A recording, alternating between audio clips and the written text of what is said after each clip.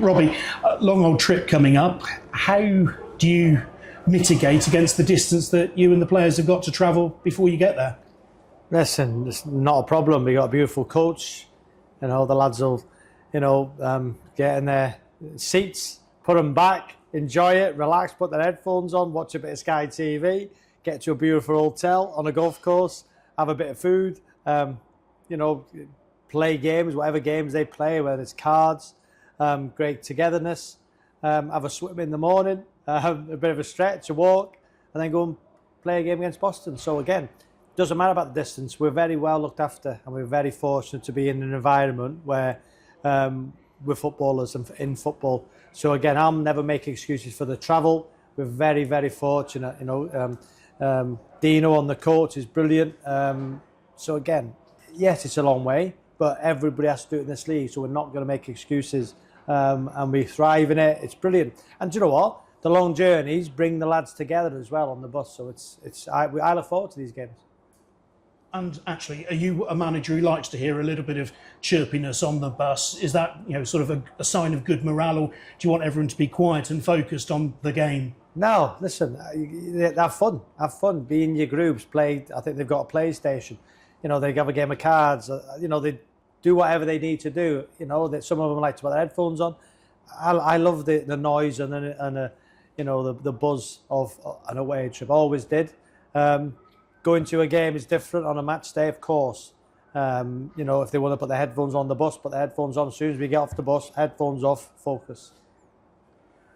The unbeaten run continued against York on Saturday. Is there anything that you didn't know at 7:30 after the game that you've sort of seen in your analysis since? No, one thing I found out is this group is unbelievable once again. Show great character, And for me, it was a bit of a learning curve. Walking down the tunnel at half-time, a few York fans saying, "Welcome to the National League, Robbie. It's not step 3 now," because of the way they played. But in that shape, they never really hurt us. There was a penalty, one unbelievable clearance off the line from Ryan. Yes, they played some nice patterns with the 2-10s, and at times we were just going too deep. And subconsciously, as players, you do drop deep when under pressure. And as a manager, you're saying, get out, get up to the ball, but sometimes you can't for an unknown reason. I had to wait till half-time to changed it. I thought we were brilliant second half. So this group, whatever formation we play, they can do it. In any stage of games, we can do, we can press, we can drop. And it was a good learning curve for me as a manager. At half-time, for the first time since I've been at the club, we've probably got outplayed, in terms of their shape against ours. So again, for me, it's a standing group of my players where they're looking for you for, positivity, education. How do I change it? Because they're probably looking at me. And at that point, we were going to go with a 3-5-2. But I just thought we missed Mendy so much in midfield. I needed to go to a 4 and a 5. And it was positive that people at the game, would have seen it. So again, if I'd have stayed at 3, I could have brought Bunks on and put Mendy in midfield, but I just wanted to go with a 4 and keep Mendy there because we miss him in there.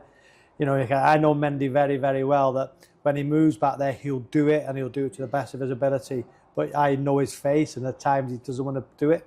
But again, it's not about Mendy because he's brilliant centre-half or midfield. So I had the answers for him. We had the answers as a group that we should have won the game in the end. Yes, game of 2 halves, they were better football inside the first half. We were more dynamic and better in the second half. And it was a great advert for the National League. But again, it was a learning curve for me. And you have to stand in front of players who are looking for an answer. And hopefully we're giving them the right answers right now. And actually, you'd probably force them into a change because you came out the blocks absolutely flying and, could have been more than one up before they sort of got their way back into the game. Yeah, Kaido had a great chance. Looking back now, it's a penalty. He's got pulled to the floor. He gets up and he's off balance, hits over, should score. Nick had a chance. Nick had one cleared off the line. They've broke us down with a penalty, and they've had a shot cleared off the line from Ryan, which was unbelievable defending. Second half, look at the trays at the crossbar. They've had one across the goal, the back post. They've had a header.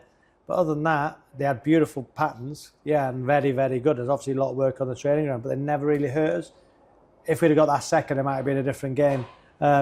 So again, it's been a great start. We just had a review. We like to have a 12-week review, and every single start At 12 weeks now compared to 12 weeks last season, I think we're 4 points ahead of we were this stage last season. They lost 2 games at this point.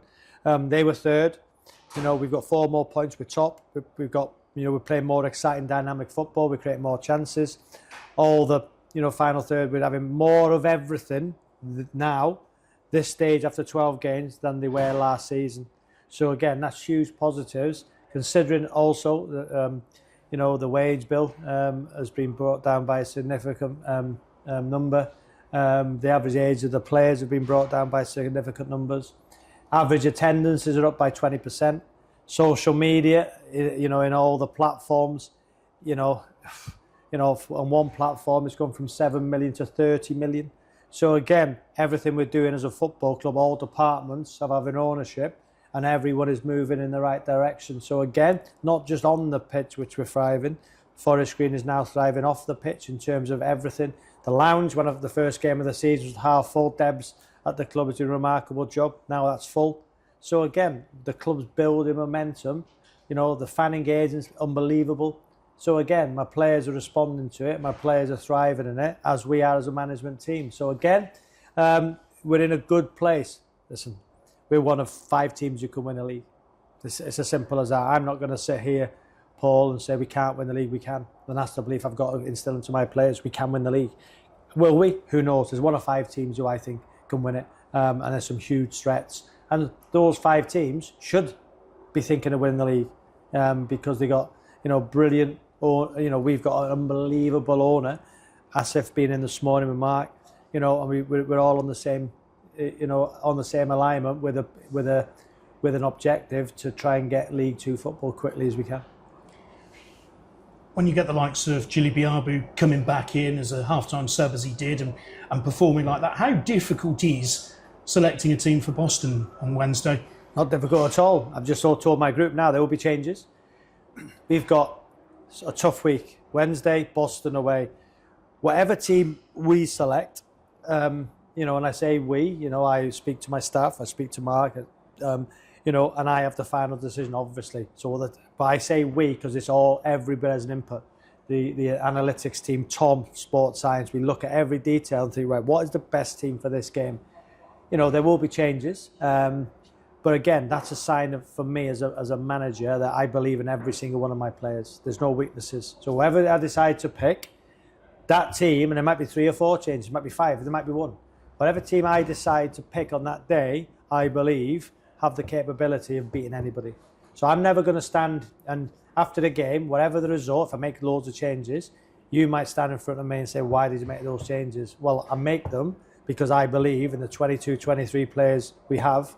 I believe everyone is a starter. So if I don't give players opportunities because I'm just going to consistently play 11, 12 or 13 players who know they're going to be playing every week, I'm in the wrong, because I've brought these players in with a belief that they're going to play football. So I've got the utmost belief in every single one of the players, and if there are changes tomorrow and we lose, I'll be standing in front of you and saying, I know my team would have give everything. The players are coming, there's no weaknesses, and we give it our best shot.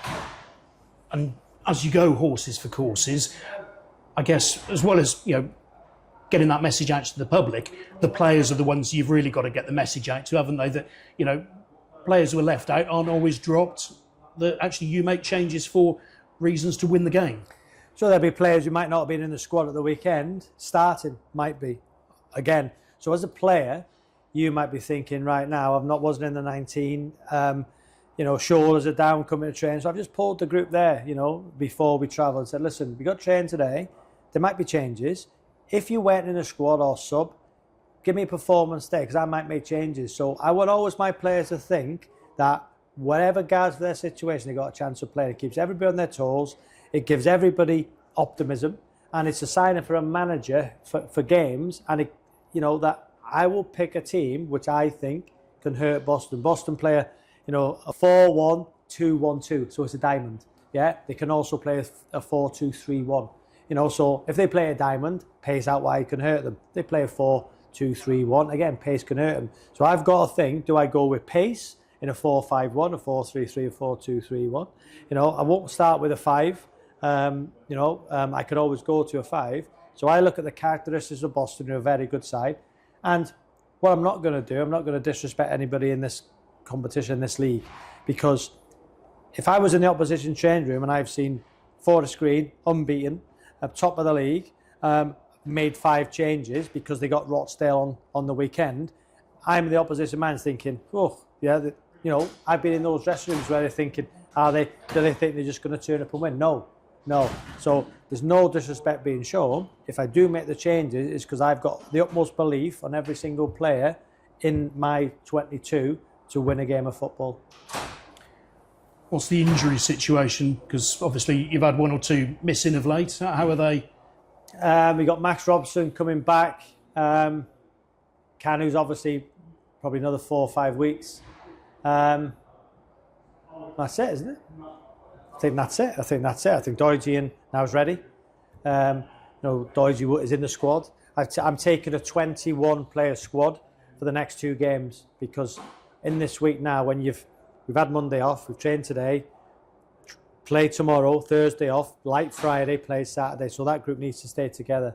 So again, it's 1 or 2 players more. We usually have a 19, but in case of illness and injury, and because of the week, we have to get that squad together. So again, it's a squad which I believe can win both games.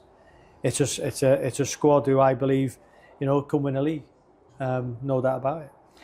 Your predecessors back in football got a job up the road again. Several of the players who were here under him last season haven't featured much at all for you this season. Is there any interest? Would you let them go if they were contracts cancelled and they were required or wanted up the road? Well, that's a decision for Mark Boyne and the sporting director. And obviously, they're in the higher league, Cheltenham. Obviously, then we'll look at the situation. If players knock on my door and say there's an opportunity there for them, obviously if it suits our football club, which is the most important thing, as Mark and I have to look after our football club and the interests of Forest Green. But if there's opportunities and it's right for all parties, and of course, and that doesn't matter if you're not in the squad. If that's the situation and a player wants to have a conversation, of course, I'm always open to that. No problem at all. Time will tell what happens. But again, listen, good luck to him. Good luck to Steve. I said, if I'd have got in there, I'd have probably kept them up. So to be fair, it's an opportunity for him he's been a brilliant manager. The amount of games he's had as a manager, the clubs he's managed, and he finished 3rd last year. I don't know if he's taking his staff with him, but it's an opportunity for him to go back to a club where he's done well in the past, I believe. And again, good luck to him. I've got no ill feelings towards Steve Cottrell. I've only met him 1 or 2 occasions. He was absolutely fine with me. And as a manager, I know how difficult it is. And he nearly got Forest Green promoted last year. They failed. They failed because they didn't go up. Will it be a failure this year if we don't go up? That is a big question. I think, you look at teams in our league, big clubs, Carlisle coming down, York were probably the 2 favourites. So was it when I've taken the job with the new players, was everybody saying Forest Green have to win the league, the favourites, they've got to go up? I don't think that's what people thought when I came in. But again, if we don't go up, we'll go again in the summer and have another shot at it. But I believe we're a real good side. And Steve done well with his football club, missed out just. But again, he'll be looking to go there and keep chatting them up. And with his managerial experience, it's a great opportunity for him.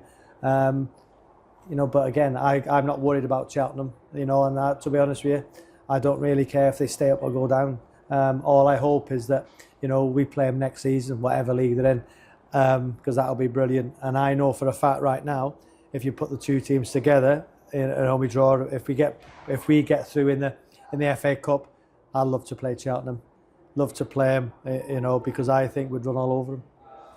You've got to get past Worthing first. Yeah. Thoughts on that draw? Tough draw, great draw for them. Great draw for them. It's a 4G. Again, which some of our players might be thinking, with Carlisle on the following Saturday, we'll have to look at that as in a game in isolation. It's a competition we want to progress in. I think it's important for Dale and our fans, and for me. I've never managed in the first round. You know I was getting ahead of myself saying about Cheltenham. It'd be great if we can draw them if we get through. I've always said that if we get through. Worthing, you know, the TV game's not been scheduled yet. Will it be on TV? We'll have to wait and see. If it is on TV, that would tell me that people might think there might be a shock. So I've been in those situations in the player. I usually started the FA Cup in the third round. But again, it's an opportunity for our players in the fourth qualifying round, and for me as a manager to progress into the first proper round. Some of our players have never played in the FA Cup first round, which is unbelievable to think. So again, we want to win that game.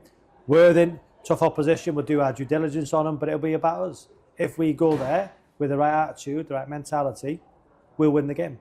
But if we don't, and it's on TV, I don't know yet if it is or not, but if the TV cameras are there, people are thinking, right, it could be an upset. I've got to make sure that my players and me and my management team are on it. But again, if we got through, wouldn't it be great? Wouldn't it be great if, you know, because people would ask me, who would you want in the first round? I'd love to play Cheltenham. You know, I'd love to play him.